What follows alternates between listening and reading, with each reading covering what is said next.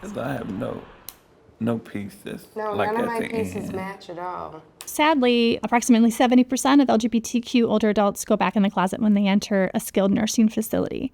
And that statistic makes me so sad because it's no quality of life to be hiding who you are, to not be your authentic self, to basically be forced to live a lie. I've worked in the field of aging for 20 years.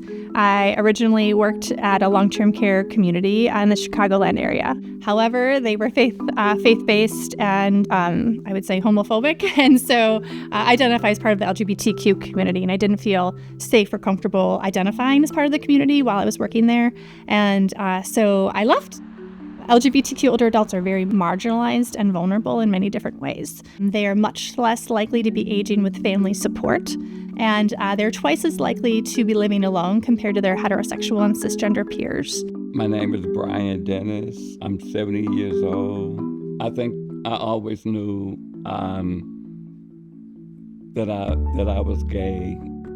I arrived at home because I lived down the street and they sold the building.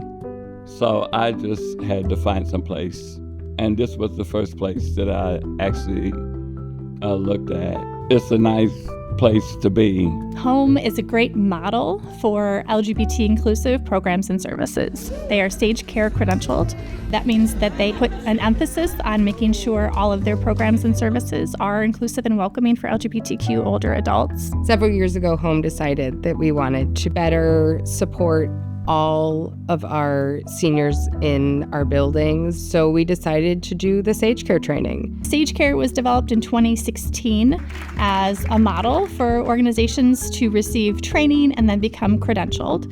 Currently, there are over 1,000 SAGECare credentialed organizations across the country, and they've trained over 250,000 people. When I do a SAGECare training, it's important for me to highlight really the unique barriers that LGBTQ older adults are having in the aging process.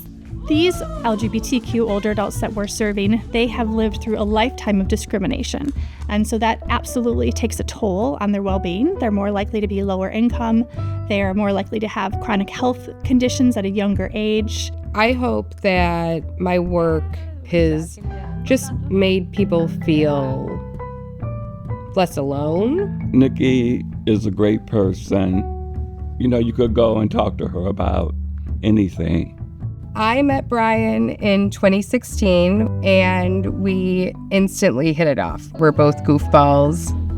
We both love trashy reality TV. I picked an impossible puzzle to do. Well, what else is new?